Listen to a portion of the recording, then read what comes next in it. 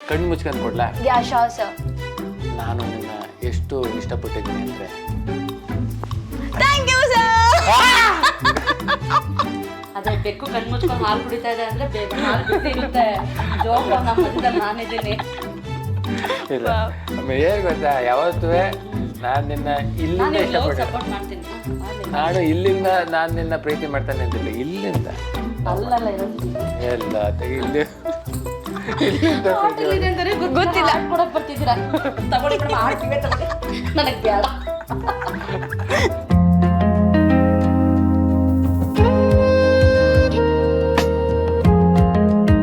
ಒಟ್ಟು ಯಾವ ಥರ ಮದುವೆ ಆಗ್ತೀವಿ ಅದು ಗೊತ್ತಿಲ್ಲ. ಒಟ್ಟು ಮದುವೆ ಅಂತ ಆದಮೇಲೆ ಒಬ್ರಿಗೊಬ್ರು ಅರ್ಥ ಮಾಡ್ಕೊಂಡು ಬದುಕಿದ್ರೆ ನಿಜ ಚೆನ್ನಾಗಿರ್ತದೆ.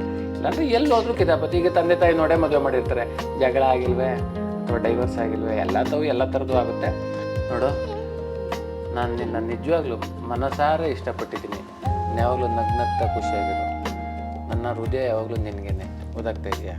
ಇದು ನೋಡು, ಇದು ಹೊರದೋಗ್ಬೋದು ಅಥವಾ ಹಾಳಾಗ್ಬೋದು, ಕೊಳೆ ಆಗ್ಬೋದು. ನಾನು ಒರಿಜಿನಲ್ ಕೊಟ್ಟಿರೋದು ಯಾವತ್ತೂ ಹೊರದೋಗೋದಿಲ್ಲ, ಹಾಳಾಗೋದಿಲ್ಲ. ಓದಾಗ್ತಾ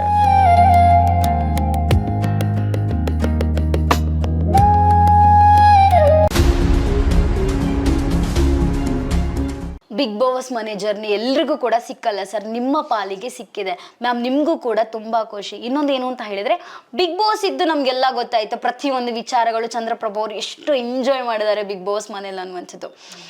ಸೋಷಿಯಲ್ ಮೀಡಿಯಾ ಲವ್ ಅಂತ ಹೇಳಿ ಬಂದಾಗ ಕೆಲವರು ಅದನ್ನೆಲ್ಲ ಜಾಸ್ತಿ ಬಿಲೀವ್ ಮಾಡಲ್ಲ ಅಂತೆ. ನಮ್ಗೆಲ್ರಿಗೂ ಗೊತ್ತಿರುವಂಥ ಪ್ರಕಾರ ಚಂದ್ರಪ್ರಭು ಅವ್ರದ್ದು ಸೋಷಿಯಲ್ ಮೀಡಿಯಾ ಲವ್ ತುಂಬಾ ಚೆನ್ನಾಗಿದೆ ಅನ್ನುವಂಥದ್ದು. ಏನಿದು ಸೀಕ್ರೆಟ್? ಅಂದ್ರೆ ಇವ್ರು ನಂಗೆ ಫೇಸ್ಬುಕ್ಕಲ್ಲಿ ಕನೆಕ್ಟ್ ಆಗ್ತಾರೆ. ಸೊ ಸೋಷಿಯಲ್ ಮೀಡಿಯಾಗೆ ಥ್ಯಾಂಕ್ಸ್ ಹೇಳ್ಕೊಂಡು ಫೇಸ್ಬುಕ್ಕಲ್ಲಿ ಕನೆಕ್ಟ್ ಆಗ್ತಾರೆ. ಸ್ವಲ್ಪ ಆ ಟೈಮಲ್ಲಿ ಕೆಂಪಕ್ಕೋ ಕಾಳಕ್ಕೋ ಅನ್ನೋ ಸಾಂಗ್ ಸ್ವಲ್ಪ ಫೇಮಸ್ ಇರುತ್ತೆ. ನಾನು ಅದಕ್ಕೆ ಐ ಲೈಕ್ ಯು ಅಂತ ಮೆಸೇಜ್ ಹಾಕಿರ್ತೀನಿ. ಇವರು ಅಲ್ಲಿಂದ ಅದಕ್ಕೆ ಐ ಲವ್ ಯು ಅಂತ ರಿಪ್ಲೈ ಕೊಟ್ಟಿರ್ತಾರೆ. ಸೊ ಹಾಗೆ ಕನೆಕ್ಟ್ ಆಗುತ್ತೆ. ಇದೇನು ಐ ಲೈಕ್ ಯು ಅಂತ ಕಳಿಸಿದಾಗ ಐ ಲವ್ ಯು ಅಂತ ಕಳಿಸ್ತಾರೆ ಅಂತ ಹೇಳ್ಬಿಟ್ಟು ಹಾಗೆ ಸ್ವಲ್ಪ ನಂಬರ್ ಎಲ್ಲ ಶೇರ್ ಆಗುತ್ತೆ. ಹಾಗೆ ಮಾತಾಡ್ಕೊಂತೀವಿ. ಮನೇಲಿ ಒಂದು ಮದುವೆ ಇರುತ್ತೆ, ತಮ್ಮೊಂದು ಮದ್ವೆಗೆ ಬರ್ತಾರೆ.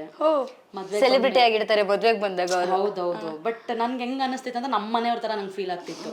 ನಾನು ಅವ್ರನ್ನ ಆ ಥರ ದೃಷ್ಟಿಯಲ್ಲಿ ನೋಡ್ಲೇ ಇಲ್ಲ. ಇಲ್ಲಿ ತನಕ ನಂಗೆ ಆ ಥರ ನೋಡೋಕ್ಕಾಗ್ತಿಲ್ಲ. ನಮ್ಮಲ್ಲಿ ಒಬ್ರು ಅನ್ನೋ ಥರದಲ್ಲಿ ನಾನು ಕರೆದಿದ್ದೆ. ಆವಾಗ ಇನ್ವಿಟೇಷನ್ ಕೊಡೋಕೆ ಬರ್ಬೇಕಾ ನಾನು ಅಂತಂತಿದ್ದೆ. ನಮ್ದು ಮಲೆ ಮಹದೇಶ್ವರ ಬೆಟ್ಟ, ಉದಯರಂಗ ಬಸ್ ಹತ್ಕೊಂಡ್ ಬರ್ತೀನಿ ಇನ್ವಿಟೇಷನ್ ಕೊಡೋದಕ್ಕೆ ಅನ್ಕೊಂಡು ಹೇಳುವೆ. ಇಲ್ಲ ನಿಮ್ಮ ಬಾಯಲ್ಲೇ ಕರೆದಿದ್ದಲ್ಲ ಅಷ್ಟೇ ಸಾಕು ಅಂತ ಹೇಳಿದ್ರು. ಬಟ್ ಮಹದೇಶ್ವರ ಬೆಟ್ಟದಲ್ಲಿ ಒಂದು ತುಂಬದ ಕಾರ್ತಿಕ್ ಸೋಮವಾರದಲ್ಲಿ ಒಂದು ಸೇವಂತಿಗೆ ಹೂ ಕೊಡೋದು ದೇವಸ್ಥಾನದಲ್ಲಿ ಇವ್ರಿಗೆ ಕತ್ತಿಗೆ ಹಾರವಾಗಿ ಕೊಡ್ತಾರೆ. ಸೊ ನಾನು ಎಲ್ಲ ನಮ್ಮ ತಂದೆ ಅಲ್ಲೇ ಕೆಲಸ ಮಾಡ್ತಿರ್ತಾರೆ, ಗೊತ್ತಲ್ಲ ಲೋಕಲಲ್ಲಿ ನಾವು ಜೊತೆಗಿದ್ದಾಗ ಏನೋ ಅನ್ಕೊಂತಾರೆ ಅಂತ. ನಾನು ಸ್ವಲ್ಪ ಸರ್ದು ದೂರ ಹೋಗ್ತಿದ್ದೆ. ಏಕೆ ದೂರ ಹೋಗ್ತಿದ್ದೆ, ಬಾ ಹತ್ರ ಬೈಲ್ ಕೂತ್ಕೊಂತ ಹೇಳ್ತಾ ಇದ್ರು. ಅವಾಗ ಏನಾಯ್ತಿತ್ತು, ಇಲ್ಲೆಲ್ಲ ನೋಡ್ತಿದ್ರೆ ನೋಡೋರೆಲ್ಲ ನಮ್ಮವರೇ ಇದ್ದಾರೆ ಸರ್, ಹಂಗಾಗಲ್ಲ ಸರ್ ಅಂತ ಕರಿತಿದ್ದೆ. ಆವಾಗ ಹಂಗಾಗಲ್ಲ ನನಗೆ ಅಂತ ಹೇಳಿದ್ದೆ. ಆಮೇಲೆ ಏನಾಯ್ತು, ನಾನು ನಿನ್ನ ಮದುವೆ ಮಾಡ್ಕೋಬೇಕು ಅಂತಿದ್ದೀನಿ, ನಿಮ್ಮ ಅಪ್ಪನ ಕೇಳೋಣ ಅಂತಿದ್ದೀನಿ. ಅವಾಗಲೇ ನನ್ನ ತಮ್ಮನ ಮದುವೆಗೆ ಬಂದ್ಬಿಟ್ಟು ನನ್ನನ್ನು ಫಿಕ್ಸ್ ಮಾಡ್ಕೋತಿದ್ರಲ್ಲ ನೀವು ಅಂತ ಹೇಳಿ ಮಾತುಕತೆ ಆಗುತ್ತೆ. ಸಡನ್ಲಿ ತಿರ್ಕೊಂಡು ಸುಮ್ಮನೆ ಹೂ ನನ್ನ ಕೈಲಿ ಕೊಟ್ಟಿರ್ತಾರೆ. ಆ ಹೂನ ತೆಗೆದು ಒಂದು ಮುರಿದ್ಬಿಟ್ಟು ತಲೆ ಮುಡಿಸ್ಬಿಟ್ಟು, ಇವತ್ತು ನನಗೂ ನಿನಗೆ ಎಂಗೇಜ್ಮೆಂಟ್ ಆಗಿದೆ ಅಂತ ಅನ್ಕೊಂಡ್ಬಿಟ್ಟು ಹೇಳ್ಬಿಡ್ತಾರೆ ಆ ದೇವಸ್ಥಾನದಲ್ಲಿ. ಸೊ ಅದು ದೇವ್ರದೇ ಒಂದು ಆಶೀರ್ವಾದ ಏನೋ ಅಂತ ನಾನು ಹಿಂದೆ ಮುಂದೆ ಏನು ಯೋಚನೆ ಮಾಡೋಕೆ ಹೋಗಲ್ಲ. ಎಷ್ಟೋ ಸಲ ನಮ್ಮ ಮನೆಗಳಲ್ಲಿ ನನ್ನ ಮದುವೆ ಆಗು ಹಾಗೆ ಹೀಗೆ ಅಂತ ಹೇಳ್ತಾರೆ. ಸ್ವಲ್ಪ ಕೆಲವೊಂದು ಕನಸುಗಳು ಇರ್ತಾವಲ್ಲ, ಅದು ಹೇಳಿದ ಒಂದು ಕ್ಷಣನೇ ಮಾದಪ್ಪನೇ ಕೊಟ್ಟಿರೋದು ಅಂತೇಳಿ ತಕ್ಷಣ ಅದನ್ನು ಆಯಿತು ಅಂತ ಹೇಳ್ಬಿಟ್ಟು ಅವ್ರಿಗೆ ಅಲ್ಲಿ ಹೇಳಲ್ಲ ನಾನು. ಆಗ ಇದೇನಿದು ಹಿಂಗೆ ಮಾಡಿದ್ರಲ್ಲ ಅಂತ ಹೇಳ್ತೀನಿ ಅಷ್ಟೇ. ಸೊ ಅಲ್ಲಿಂದ ನಮ್ಮ ಸ್ಟಾರ್ಟ್ ಆಗುತ್ತೆ. ಸರ್, ಇದು ಐ ಲೈಕ್ ಯು ಅಂತ ಹೇಳಿದಾಗ ಅದು ಲವ್ ಯು ಅಂತ ಎಲ್ಲಿಂದ ಬಂತು? ಯಾಕೆ ಹೇಳಬೇಕಂತ ಅನಿಸ್ತು ನಿಮಗೆ? ಇಲ್ಲ, ಅವ್ರು ಕಳಿಸಿದ್ದು ಐ ಲೈಕ್ ಯು ಅಂತ ಕಳ್ಸೋರಲ್ಲ, ನಾನು ನೋಡೋದನ್ನ ಐ ಲವ್ ಯು ಥರ ಕಾಣಿಸ್ತು ನನಗೆ. ನೀವು ಲವ್ ಯು ಟು ಅಂದಿಲ್ಲ, just love you I love you ಅಂತಲೇ ಕಳಿಸ್ದೆ. ಆಮೇಲೆ ಅವರು ಕನ್ಫ್ಯೂಸ್ ಆಗಿರ್ಬೋದು, ಇದು ಯಾಕೆ ಹಿಂಗೆ ಕಳಿಸಿದ್ರು ಅಂತ. ಓಕೆ, ಏನಾತ ಇಟ್ಕೋ ಪರವಾಗಿಲ್ಲ ಅಂತದಲ್ಲಿ ಹಾಗೆ ಹಂಗಂಗೆ ಮಾತು ಮೆಸೇಜ್ ಇದರಿಂದ ಕನೆಕ್ಟ್ ಆಗಿ ಒಂದು ಮದುವೆ. ಓಕೆ ಸರ್, ಅದು ಏನಾದ್ರು ಹುಡುಗಿ ಆಗ್ತಾ ಇದ್ರಿ, ಏನು ಮಾಡ್ತಾ ಇದ್ರಿ ನೀವು? ಸುಮ್ಮನೆ ಬಿಡುವೆ ಅಷ್ಟೇ, ಬ್ಲ್ಯಾಕ್ ಗೀಕ್ ಮಾಡ್ಬಿಟ್ಟೆ. ಓಕೆ, ಮದುವೆ ಆಗಿ ಇವಾಗ ಒಂದು 4 ವರ್ಷ ಆಯ್ತು ಅನ್ಸುತ್ತೆ. 2.5 ವರ್ಷ ಆಯ್ತು. 2.5 ವರ್ಷ ಜರ್ನಿ. ಇವಾಗ ತುಂಬಾ ಜನ ಹೇಳ್ತಾರೆ ಸರ್, ಈ ಸೋಷಿಯಲ್ ಮೀಡಿಯಾದಲ್ಲಿ ಲವ್ ಆಗೋದು ಚೆನ್ನಾಗಿರಲ್ಲ, ಮದುವೆ ಎಲ್ಲ ಸುಮ್ಮನೆ ವೇಸ್ಟ್ ಅಂತ ಹೇಳಿ. ಅಂಥವ್ರಿಗೆಲ್ಲ ಏನು ಹೇಳ್ತೀರಾ? ಗೊತ್ತಿಲ್ಲ, ಒಟ್ಟಿನಲ್ಲಿ ನಾವು ಒಟ್ಟಿನಲ್ಲಿ ಚೆನ್ನಾಗಿದ್ದೀವಿ. ಎಷ್ಟೋ ಜನ ಸೋಷಿಯಲ್ ಮೀಡಿಯಾದಲ್ಲೂ ಮದುವೆ ಆಯ್ತಾರೆ, ತಂದೆ ತಾಯಿ ತೋರತ್ನೂ ಮದುವೆ ಆಗ್ತಾರೆ, ಇನ್ನೊಂದು ಆಗ್ತಾರೆ. ಎಲ್ಲರೂ ಚೆನ್ನಾಗಿಲ್ಲ.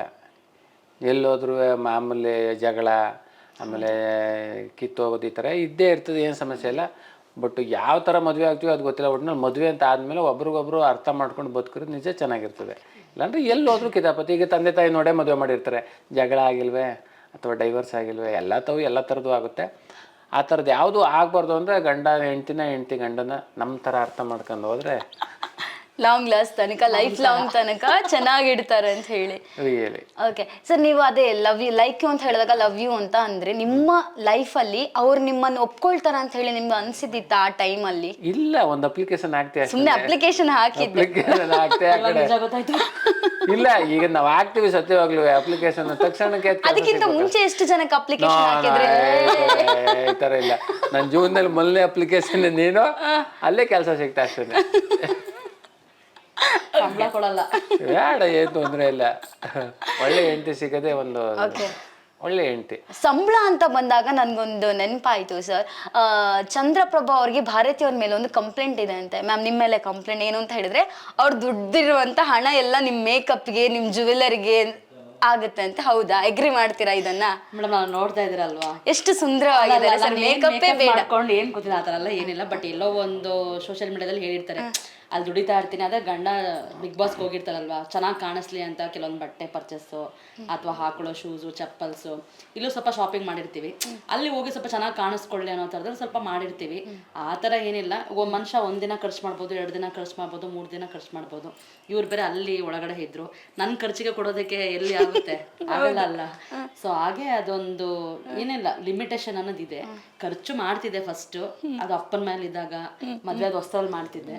ಆಮೇಲೆ ತದನಂತರ ನಿಮ್ಮ ಅಪ್ಪ ಚೆನ್ನಾಗಿ ನೋಡ್ಕೊತಿರು, ನಾನು ಚೆನ್ನಾಗಿ ನೋಡ್ಕೊತಿರಲ್ಲ ಅಂತಲ್ಲ. ಆ ಥರಕ್ಕಲ್ಲ, ನೋಡಿ ಹೆಂಗೆ ಹೇಳ್ತಾರೆ. ಹೊರೆ ಅಂತ ಬಂದಾಗ ಕೆಲವೊಂದ್ಸಲ ಅದು ಸರಿ ದೂಗಿಸ್ಕೋಬೇಕಲ್ವಾ. ಖರ್ಚನೇ ಮಾಡ್ಕೊಂಡು ಕುತ್ಕೊಬಿಟ್ರೆ ನಾಳೆ ನಮ್ಗೂ ಅನ್ನೋದು ಬೇಕಲ್ಲ. ಬಟ್ ಎಷ್ಟು ಕೇಳಿದ್ರು ಕೊಡ್ತಾರೆ, ಅದರಲ್ಲ ಏನು ತೊಂದರೆ ಇಲ್ಲ. ಜಿಪ್ಪುನ ಗಂಡ ಅಲ್ಲ. ನಾನು ಇವತ್ತೇನೋ ಕೇಳಿರ್ತೀನಿ ಅಂತಂದ್ರೆ ಇನ್ನೊಂದು ಫ್ಯೂ ಡೇಸ್ ಬಿಟ್ಟಾರು ನಂಗೆ ತಗೊಡ್ತಾರೆ. ಅದನ್ನ ಕಾಲ್ ಮಾಡಿ ಅವರೇ ಜ್ಞಾಪಿಸ್ತಾರೆ, ಅವತ್ತೇನೋ ಕೇಳಿದೆ ಅಲ್ವಾ ನೀನು ಮೇಕಪ್ ಥಿಂಗ್ಸ್ ಏನೋ ಬೇಕು ಅಂತ ಕೇಳಿದಲ್ವಾ. ನಾನು ಮೇಕಪ್ ಥಿಂಗ್ಸ್ ಅನ್ನೋ ಅಷ್ಟು ತಗೊಂತಿರ್ತೀನಿ, ಅವ್ರು ಸ್ವಲ್ಪ ಸೇರ್ಸ್ ತಗೋತೀನಿ ಅಷ್ಟೇ. ಸರ್ ನೀವೇನ್ ಹೇಳ್ತೀರಾ ಸರ್ ಇದಕ್ಕೆ? ಏನಿಲ್ಲ, ಯಾಕೆಂದ್ರೆ ಅವ್ರ ಅಪ್ಪ ಎಷ್ಟು ಚೆನ್ನಾಗಿ ನೋಡ್ಕೊತಾರೋ, ಅವ್ರ ಐಡ್ರಸ್ ನಾನು ಚೆನ್ನಾಗಿ ನೋಡ್ಕೊತಲ್ಲ. ಖಂಡಿತ ಖಂಡಿತ. ನೋಡಿ ಎಷ್ಟು ಮೇಕಪ್ ಅಂದ್ರೆ ಇವ್ರಿಗೆ ಏನಕ್ಕೆ ಮೇಕಪ್ ಅಂತ, ಯಾಕಂದ್ರೆ ನೋಡಕ್ಕೆ ವೈಟ್ ತುಂಬಾ ಚೆನ್ನಾಗಿದ್ದಾರೆ. ಹೌದು, ಅಂದ್ರೆ ನಾನು ಯಾವತ್ತೂ ನ್ಯಾಚುರಲ್ ಆಗಿ ನೋಡಕ್ಕೆ ಇಷ್ಟಪಡ್ತೀನಿ. ಆಕ್ಚುಲಿ ನೀವು ಮದ್ವೆ ಆದ ಟೈಮಲ್ಲಿ ಎಲ್ಲ ಸೋಷಿಯಲ್ ಮೀಡಿಯಾದಲ್ಲಿ ಚಂದ್ರಪ್ರಭಾ ಅವ್ರದ್ದು ಹವಾ ಅಲ್ಲ ಮ್ಯಾಮ್, ನಿಮ್ ಹವಾ. ಯಾಕಂತ ಹೇಳಿದ್ರೆ ಚಂದ್ರಪ್ರಭಾ ಅವ್ರಿಗೆ ಇಷ್ಟು ಚೆನ್ನಾಗಿರುವಂತ ಗೊಂಬೆ ಸಿಕ್ತಾ ಅನ್ನುವಂಥದ್ದು. ಸರ್ ಏನ್ ಹೇಳ್ತೀರಾ ಇದಕ್ಕೆ? ಅವ್ರ ಹತ್ರನೇ ಕೇಳಿ.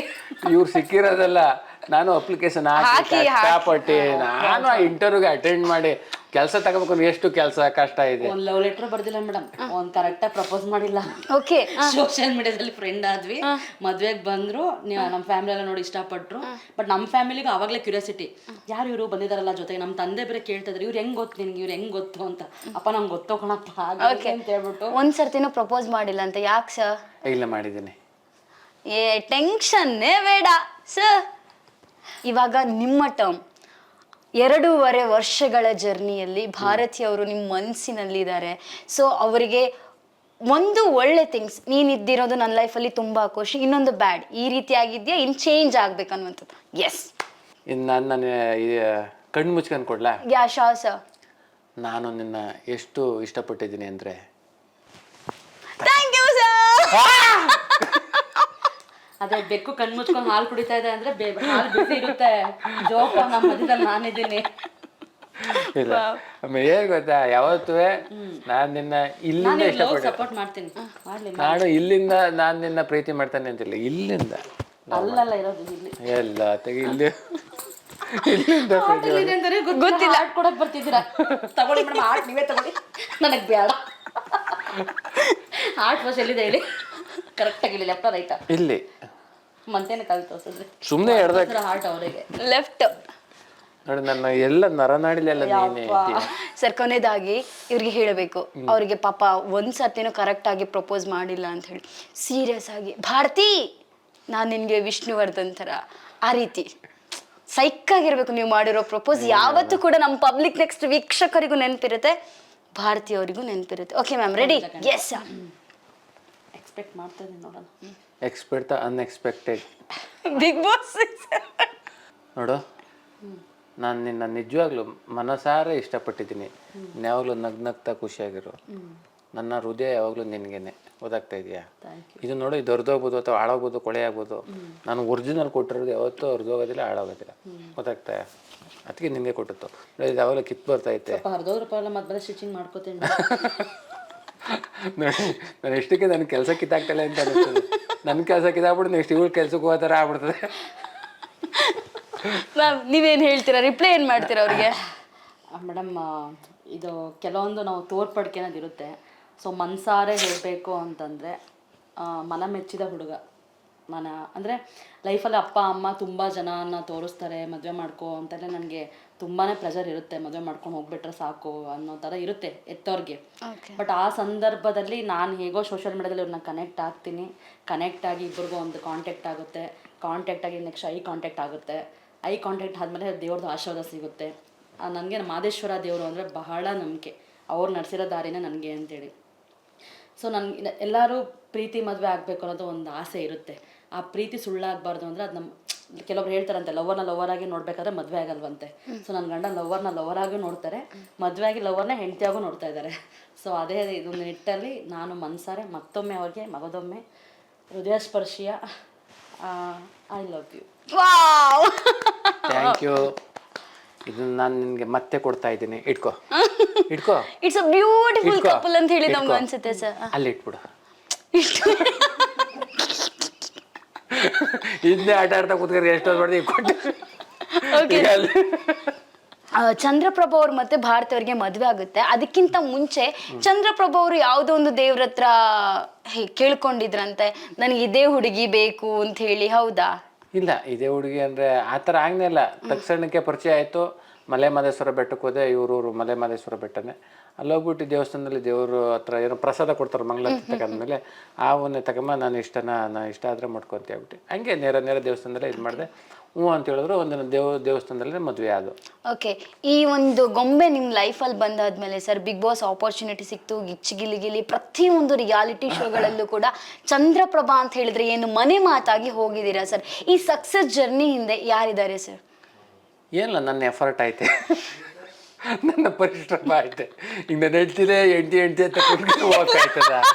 ಇಲ್ಲ, ನಾವು ಅಲ್ಗೋ ಮೇಡಮ್ ಅವ್ರು ಏನೇ ಇದ್ರು ಜೀವನದಲ್ಲಿ ಒಂದು ಬೆಳವಣಿಗೆ ಅಷ್ಟೇ. ಬೆಳವಣಿಗೆ ಅನ್ನೋದು ಅವ್ರು ಅಲ್ಲಿಂದ ಇಲ್ಲಿ ತನಕ ಒಂದು 10 ವರ್ಷ ತನಕ ಅವ್ರು ಏನು ಎಫರ್ಟ್ ಹಾಕಿದ್ದಾರೆ ಮತ್ತೆ ಇಲ್ಲಿಂದ ಬೆಳಕೋ ಆ ಶ್ರಮದ ಪ್ರತಿಫಲ ಇವಾಗ ಸಿಗ್ತಾ ಇದೆ. ಅದಕ್ಕೆ ನಾವೊಂದು ಮುಗುಳುನಾಗೆ ಅಷ್ಟೇ, ಆ ಶ್ರಮಕ್ಕೊಂದು ಮುಗುಳುನಾಗೆ ನಾನು ಅಷ್ಟೇ ಸರ್. ಎಲ್ಲಿ ಕಾಮಿಡಿ ಇರ್ಬೋದು, ಪ್ರತಿಯೊಂದು ವಿಷಯದಲ್ಲೂ ಒಬ್ರಿಗೆ ಇಲ್ಲ. ಯಾಕೆಂದ್ರೆ ಒಂದು ಯಾಕೆಂದ್ರೆ ಎಲ್ಲ ಇತ್ಕೊಂಡು ಒಂದು ಏನೋ ಒಂದು ಅದೃಷ್ಟ ಬೇಕು ಅಂತ ಹೇಳ್ತಾರಲ್ಲ, ಆ ಅದೃಷ್ಟನೇ ಇವರು. ನನ್ನ ಎಫರ್ಟ್ ಜೊತೆಗೆ ಒಂದು ಲಕ್ಕು ಒಂದೇನೋ ಬೇಕು ಅಂತಾರಲ್ಲ, ಆ ಲಕ್ಕೇ ಇವರು. ಇಬ್ಬರು ಬಂದಾದ್ಮೇಲೆ ಒಂದು ಒಳ್ಳೆ ಅವಕಾಶ ಸಿಕ್ತು.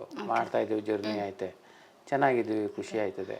ಇನ್ನೊಂದು ಸೋಷಿಯಲ್ ಮೀಡಿಯಾದಲ್ಲಿ ತುಂಬಾ ಚರ್ಚೆ ಆಗ್ತಾ ಇರುವಂತಹ ವಿಷಯ ಏನು ಅಂತ ಹೇಳಿದ್ರೆ, ಬಿಗ್ ಬಾಸ್ ಜರ್ನಿ ಸ್ಟಾರ್ಟ್ ಆಗೋದಕ್ಕಿಂತ ಮುಂಚೆ ಚಂದ್ರಪ್ರಭಾ ಅವರು ಏನು ಕೆಲಸ ಇಲ್ಲ ಅಂತ ಇದ್ರೆ ಗಾರೆ ಕೆಲಸ ಎಲ್ಲ ಮಾಡ್ತಾ ಇದ್ರು ಅನ್ನುವಂಥದ್ದು ಎಲ್ರಿಗೂ ಗೊತ್ತಿದೆ. ತುಂಬಾ ಕಷ್ಟಗಳಿಂದ ಬೆಳ್ಕೊಂಡು ಬಂದಿರುವಂತಹ ಜೀವ ಇದು ಅನ್ನುವಂಥದ್ದು. ಹೌದಾ ಸರ್? ಆ ವಿಚಾರದ ಬಗ್ಗೆ ಮಾತಾಡ್ತಾ ಬೇಡ ಅಂತ ಅನ್ಕೋತೇನೆ. ಬೇಡ, ಯಾಕೆಂದ್ರೆ ಅದ್ರ ಬಗ್ಗೆ ಹೆಂಗೆಂಗೋ ಒಂದು ಒಳ್ಳೇದಾಗೂ ಹೋಗಿತ್ತು, ಕೆಟ್ಟದಾಗೂ ಹೋಗಿತ್ತು. ಅದಕ್ಕೆ ಟಾಪಿಕೇ ಬೇಡ ಅಂತ ಅಂತೇನೆ. ಬಿಗ್ ಬಾಸ್ ಮನೆ ಇನ್ನೊಂದು ತುಂಬಾ ಸಾಲಗಳಿದೆ ಅಂತ ಹೇಳಿದ್ರಿ ಸರ್, ನಿಜವಾಗ್ಲೂ ಎಷ್ಟು ಸಾಲ ಇದೆ? ಇಲ್ಲ, ಆ ಥರ ಮಾಮೂಲಿ ಮನಸ್ಸಾದ್ಮೇಲೆ ಸಣ್ಣ ಪುಟ್ಟ ಇದ್ದೇ ಇರ್ತದೆ. ಆ ಥರ ಇದೆ, ಏನು ತೊಂದರೆ ಇಲ್ಲ. ಕೆಲಸ ಬಂದರೆ ಆ ಥರದ ಕೆಲವನ್ನ ತೀರಿಸ್ಕೊತೀನಿ. ಇವಾಗ ಭಾರತಿ ಮ್ಯಾಮಿಗೆ ಒಂದು ಟಾಸ್ಕು, ನೀವು ನಿಮ್ಮ ಗಂಡನ ಬಳಿ ಹೇಳುವಂತ 5 ಸುಳ್ಳುಗಳು ಯಾವುದು? ನಾನು ಸೊ ಅವರು ಎಲ್ಲಾದರೂ ಶೂಟಿಂಗ್ ಹೋಗಿರ್ತಾರೆ, ಆ ಟೈಮಲ್ಲಿ ಸ್ವಲ್ಪ ನಾನು ಅಂದರೆ ಮನೆಗೆ ಬೇಕಾಗಿರೋ ಎಲ್ಲ ಸ್ವಲ್ಪ ಇದನ್ನು ನಾನೇ ತರಬೇಕು. ಇವನು ಹೊರಡೆ ಆಲ್ಮೋಸ್ಟ್ ಅಲ್ಲಿ ಕಳ್ಸೋಕೆ ಹೋಗಲ್ಲ.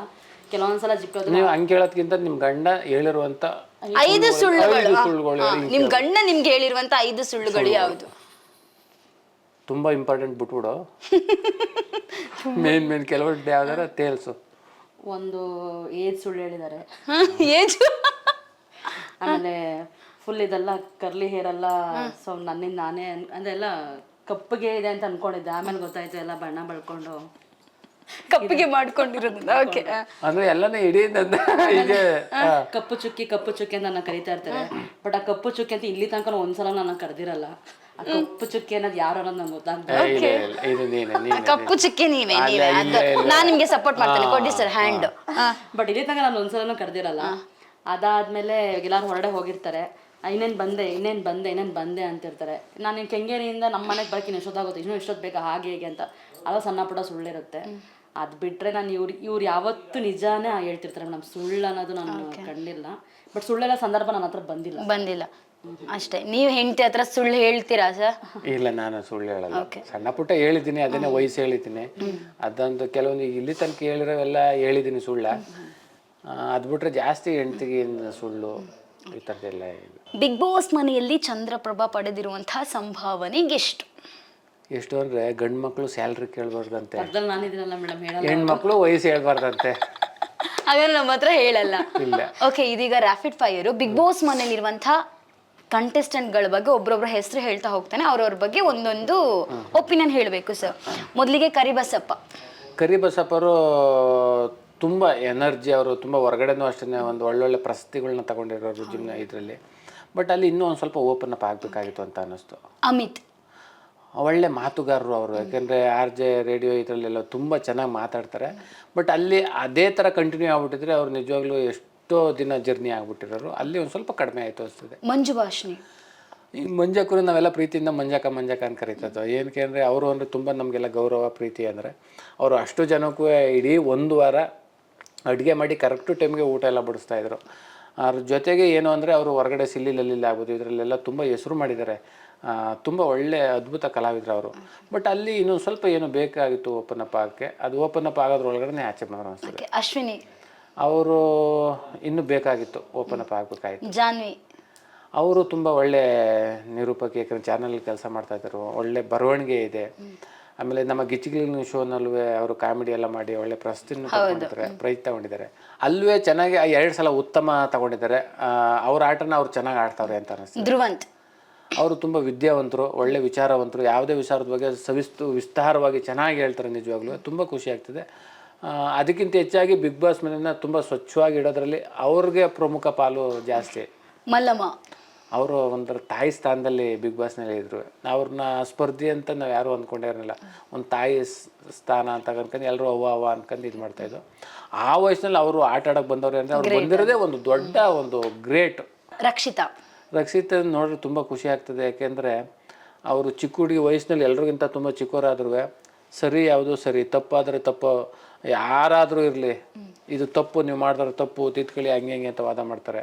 ಆ ಥರದ ವಿಚಾರದಲ್ಲಿ ತುಂಬ ಅವ್ರದ್ದು ಒಂದು ನಿಲುವು ಐತೆ, ಗೆಲುವು ಕಡೆ ತುಂಬ ಒಲವು ಐತೆ. ಧನು ಅವರು ನಿಜವಾಗ್ಲೂ ಗೀತಾ ಸೀರಿಯಲ್ ತುಂಬ ಹೆಸರು ಮಾಡಿರೋಂಥವ್ರು, ಇಡೀ ಕರ್ನಾಟಕ ಜನತೆಗೆ ಇಷ್ಟ ಆಗಿರೋರು. ಅಲ್ಲಿ ಗೇಮ್ಸು ಅಂತ ಬಂದರೆ ಅವರು ತುಂಬ ಸ್ಟ್ರಾಂಗ್ ಇದ್ದಾರೆ, ಎಲ್ರಿಗಿಂತಲೂ ಅವ್ರು ಸ್ಟ್ರಾಂಗ್ ಆಗಿದ್ದಾರೆ. ಅದರಲ್ಲಿ ಅವ್ರು ಬಿಟ್ಕೊಡೋದೇ ಇಲ್ಲ, ನಾನು ಗೆಲ್ತೀನಿ ಅಂತ ತೋರಿಸ್ತಾರೆ. ಬಟ್ ಒಂದು ಸ್ವಲ್ಪ ಮಾತಾಡೋದ್ರಲ್ಲಿ ಒಂದು ಸ್ವಲ್ಪ ಏನು ಬೇಕು ಅಂತ ಅನ್ನಿಸ್ತು. ಮಾಳು ಅಷ್ಟೇ ತುಂಬ ಅಭಿಮಾನಿಗಳನ್ನ ಹೊಂದಿರುವಂತಹ ಏಕೈಕ ಕಲಾವಿದ. ಯಾಕಂದರೆ ಅವರು ನಾ ಡ್ರೈವರ ನನ್ನ ಲವ್ವರ ತುಂಬ ಅದ್ಭುತವಾಗಿ ಆಡಿದ್ದಾರೆ. ಆಮೇಲೆ ಇದು ಶಿವಣ್ಣ ಸರು, ಪ್ರಭುದೇವ್ ಸರ್ ಮಾಡಿರುವಂಥ ಒಂದು ಸಿನಿಮಾದಲ್ಲಿ ಒಂದು ಸಾಂಗು ಬಹಳ ಅದ್ಭುತವಾಗಿ ಆಡಿದ್ದಾರೆ. ಆಮೇಲೆ ಅಲ್ಲೂ ಅವ್ರು ಏನಾರ ಮಾತಾಡೋದ್ರಲ್ಲಿ ಒಂದು ಸ್ವಲ್ಪ ಓಪನ್ ಅಪ್ ಆಯಿತು ಅಂದರೆ ಒಳ್ಳೆ ಫೈಟರ್ ಆಗ್ತಾರೆ. ಅಭಿಷೇಕ್ ಇನ್ನೂ ಬೇಕು ಏನೋ ಅಂತ ಅನ್ನಿಸ್ತೈತೆ. ಎಸ್, ಕೊನೆಯದಾಗಿ ನೆಕ್ಸ್ಟ್ ಈ ವಾರ ನೀವು ಮನೆಯಿಂದ ಹೊರಗೆ ಬಂದಿದ್ರೆ ನೆಕ್ಸ್ಟ್ ವಾರ ಯಾರು ಬರಬಹುದು? ಯಾರು ಚೆನ್ನಾಗಿ ಆಡಲ್ಲ ಅವ್ರು 100% ಆಚೆ ಬರ್ತಾರೆ. ಟಾಪ್ 5 ಕಂಟೆಸ್ಟೆಂಟ್ ಇವರೇ ಬಿಗ್ ಬಾಸ್ ಮನೇಲಿ ನಿಂತಿದ್ರೆ ಚಂದ್ರಪ್ರಭಾ ಅವರ ಪ್ರಕಾರ ಯಾರು? ಬಿಗ್ ಬಾಸ್ ಜರ್ನಿ ಇನ್ನೂ ತುಂಬ ಲಾಂಗ್ ಇರೋದ್ರಿಂದ ಈಗ ಬೇಗ 6 ವಾರ ಆಗೈತೆ ಅಷ್ಟೇ, ಇನ್ನೂ 10 ವಾರ ಇರೋದ್ರಿಂದ ಈಗಲೇ ಯಾರನ್ನೂ ಜಡ್ಜ್ಮೆಂಟ್ ಮಾಡೋದು ತುಂಬ ಕಷ್ಟ ಆಗ್ತದೆ. ಯಾಕಂದರೆ ಪ್ರತಿಯೊಬ್ಬರೂ ಅವರವ್ರ ಕ್ಷೇತ್ರದಲ್ಲಿ ತುಂಬ ದೊಡ್ಡ ಸಾಧನೆ ಹೆಸರು ಮಾಡಿರೋದ್ರಿಂದನೇ ಅಲ್ಲಿ ಹೋಗಿರೋದು. ಅದನ್ನು ಹೇಳೋಕ್ಕಾಗೋದಿಲ್ಲ. ಈಗ ಈ ವಾರದ 6 ವಾರದಲ್ಲಿ ಒಂದು ಸಿಚುವೇಶನ್ ನೋಡೋದಾದರೆ ಗಿಲ್ಲಿ ತುಂಬ ಸ್ಟ್ರಾಂಗ್ ಇದ್ದಾರೆ, ಸುನಿ ಮೇಡಮ್ ಸ್ಟ್ರಾಂಗ್ ಇದ್ದಾರೆ, ರಕ್ಷಿತಾ ಸ್ಟ್ರಾಂಗ್ ಇದ್ದಾರೆ. ಗೊತ್ತಿಲ್ಲ, ಇನ್ನು ಹೋಯ್ತಾ ಬೇರೆಯವ್ರ ಮೇಲೆ ಹೋಗ್ಬೋದು, ಮೇಲೆ ಕೆಳಗೆ ಆಗ್ತಾ ಇರ್ಬೋದು, ಗೊತ್ತಿಲ್ಲ. ಅದೊಂದು ಕ್ಯೂರಿಯಾಸಿಟಿ ಇದೆ, ಕಾದು ನೋಡೋಣ. ಓಕೆ, ಬಿಗ್ ಬಾಸ್ ಮನೇಲಿರುವಂಥ ಕಂಟೆಸ್ಟೆಂಟ್ಗಳಿಗೆ ಯಾರಿಗಾದರೂ ಒಬ್ಬರಿಗೆ ಕಿವಿ ಮಾತು ಹೇಳಬೇಕು ಅಂತ ಇದ್ರೆ ಚಂದ್ರಪ್ರಭಾ ಅವ್ರು ಯಾರಿಗೆ ಹೇಳ್ತೀರಾ?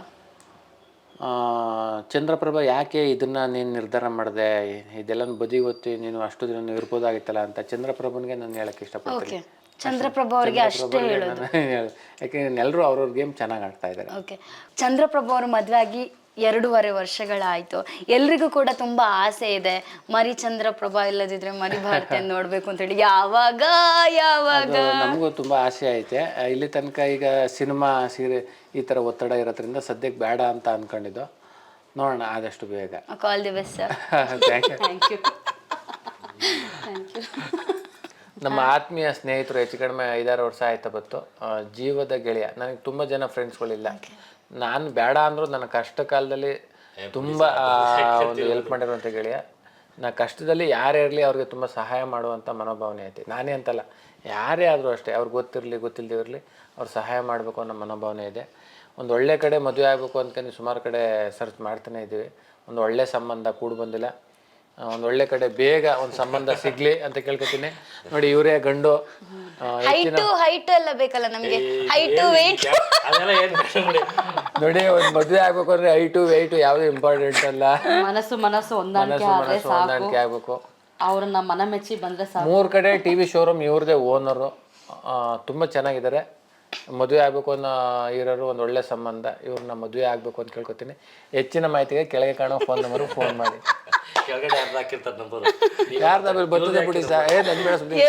ಕೇಳಿದ್ರಲ್ಲ ವೀಕ್ಷಕರೇ, ಇಷ್ಟು ಹೊತ್ತು ನಾವು ಚಂದ್ರಪ್ರಭಾ ಅವ್ರು ಬಿಗ್ ಬಾಸ್ ಮನೆಯಿಂದ ಯಾಕೆ ಬಂದ್ರು, ಅವ್ರ ಮನ್ಸಲ್ಲಿ ಏನಿತ್ತು ಅನ್ನುವಂಥದ್ದೊಂದು ನಮ್ಗೆ ಯಾರಿಗೂ ಬಿಟ್ಕೊಟ್ಟಿಲ್ಲ. ಸಮಯ ಸಂದರ್ಭ ನೋಡಿ ಅವರೇ ರಿವೀಲ್ ಮಾಡ್ತೇನೆ ಅಂತ ಹೇಳಿ ನಮ್ಮೆಲ್ಲರ ತಲೆಗೆ ಹುಳ ಬಿಟ್ಟಿದ್ದಾರೆ.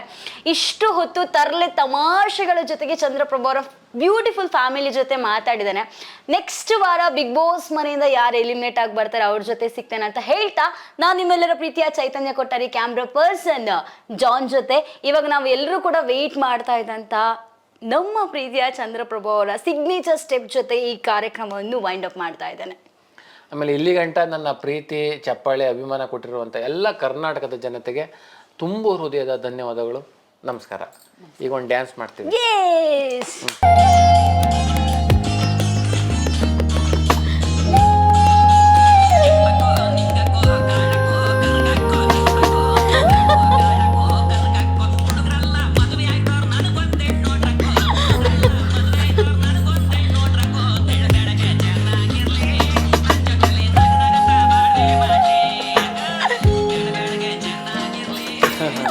Thank you sir, thank you so much. Such a beautiful dance. Thank you so much. ಯಾವತ್ತು ಇದೇ ರೀತಿ ನಗ್ತಾ ಇರಿ, ನಮ್ಮನ್ನು ಕೂಡ ನಗಿಸ್ತಾ ಇರಿ. Thank you.